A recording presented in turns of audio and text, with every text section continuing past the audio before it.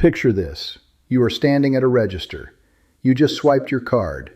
The cashier looks at the screen, looks at you, and says it did not go through. Can you try it again? So you swipe again. The cashier says thank you. You take your bag and you leave. 2 days later, you check your bank statement and you see the same charge. Twice. For the exact same transaction. And here is what makes it worse. You were the one who swiped the second time.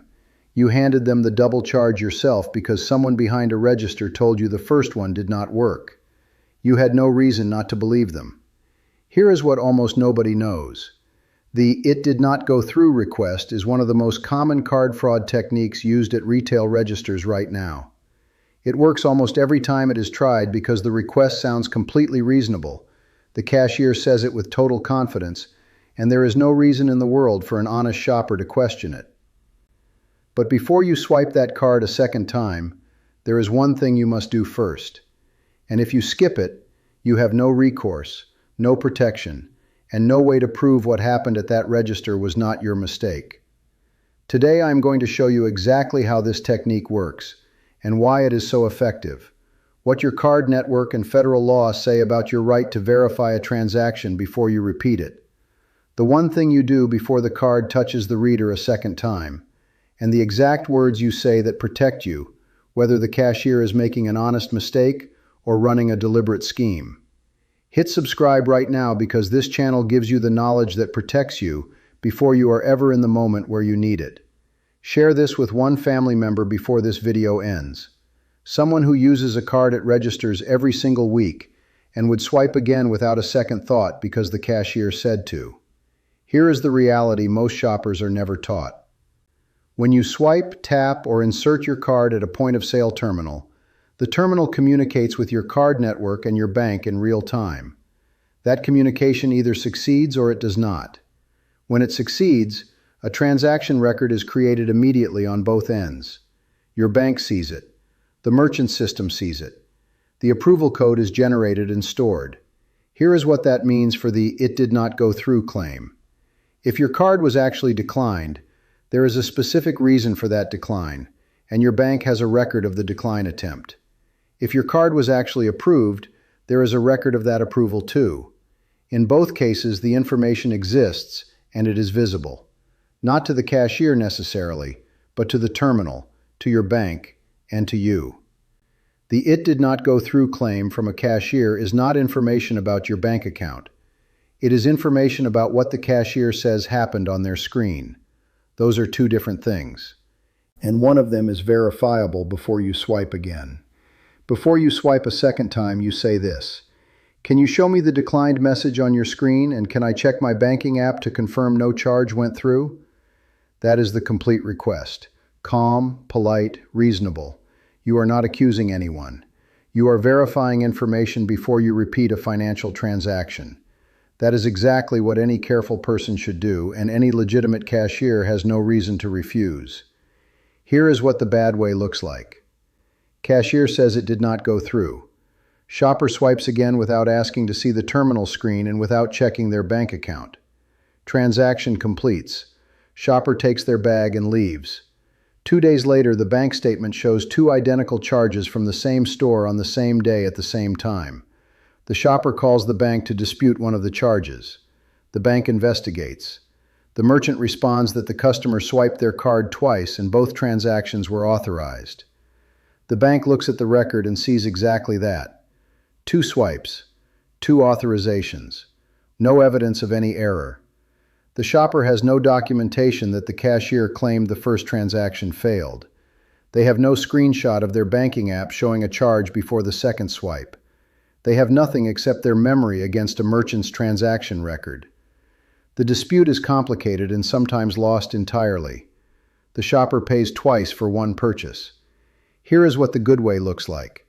Same cashier, same claim, same register. Before the card touches the reader a second time, the shopper takes out their phone and opens their banking app. They check their recent transactions. If a charge from this store already appears, they show the cashier the screen and say this. I can see a charge already went through for this amount. Before I swipe again, I need to speak with your manager. If no charge appears yet, they still say this before swiping. Can you show me the declined message on your terminal so I can see what error appeared? I want to make sure I am not charged twice before I try again. In both cases, the shopper has done one thing that changes everything. They have created a moment of verification before the second swipe. If the cashier is making an honest mistake, the verification catches it harmlessly. If the cashier is running a scheme, the verification exposes it before the damage is done. Drop a comment right now and tell me, has this ever happened to you?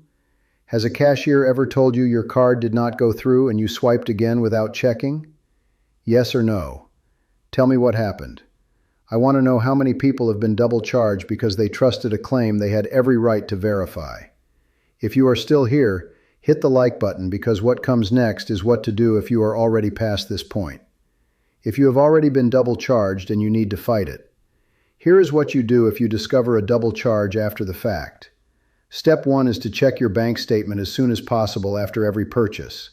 The sooner you identify a double charge, the more options you have and the stronger your position is.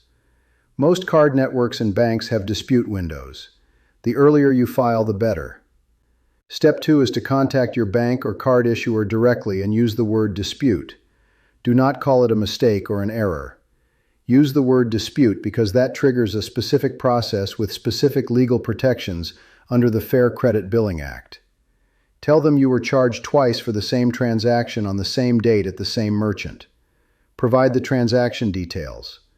Request a chargeback investigation. Step 3 is to contact the merchant directly before or alongside the bank dispute. Go back to the store with your bank statement showing both charges and the date and time of the transaction. Speak with the store manager, not a cashier. Show them both charges on your statement and say this: I was charged twice for one purchase on this date at this register. I am requesting an immediate refund of the duplicate charge. I have already filed a dispute with my bank and I want to resolve this directly with you first. Most merchants who double charge through a genuine terminal error will correct it immediately. Most merchants who know a duplicate charge occurred will also correct it when a customer produces documentation and uses the word dispute and bank investigation in the same sentence. Step 4. If neither the merchant nor the bank resolves it, file a complaint with the Consumer Financial Protection Bureau.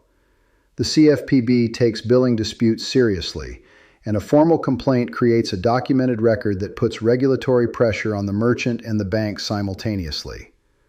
Let me tell you about Gloria.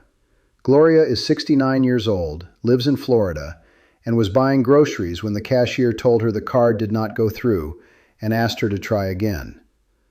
Gloria swiped a second time. The second transaction went through, and she left with her groceries. 3 days later, checking her bank statement, she saw 2 identical charges from the same grocery store on the same day. She called the store. They told her their records showed 2 separate transactions, and they could not issue a refund without approval from corporate. She called her bank. They told her to file a dispute, which would take up to 10 business days to investigate. Gloria had no documentation from the register. She had not checked her banking app before swiping a second time. She had not asked to see the declined message on the terminal. Her word against the merchant's transaction record. The dispute eventually resolved in her favor, but it took 17 days, 2 phone calls to the bank, and a call to the store manager before the duplicate charge was returned. Her daughter told her afterward that 30 seconds at the register would have prevented all of it. 30 seconds to open the banking app. 30 seconds to ask to see the terminal screen. 30 seconds that cost Gloria 17 days of stress and 3 phone calls. Gloria now checks before she swipes a second time. After this video, so do you. 2 legal foundations make everything in this video exact. The Fair Credit Billing Act gives credit and debit card holders the right to dispute billing errors, including duplicate charges. The card issuer must acknowledge a dispute within 30 days and resolve it within 2 billing cycles. The burden shifts to the merchant to prove the charge was valid.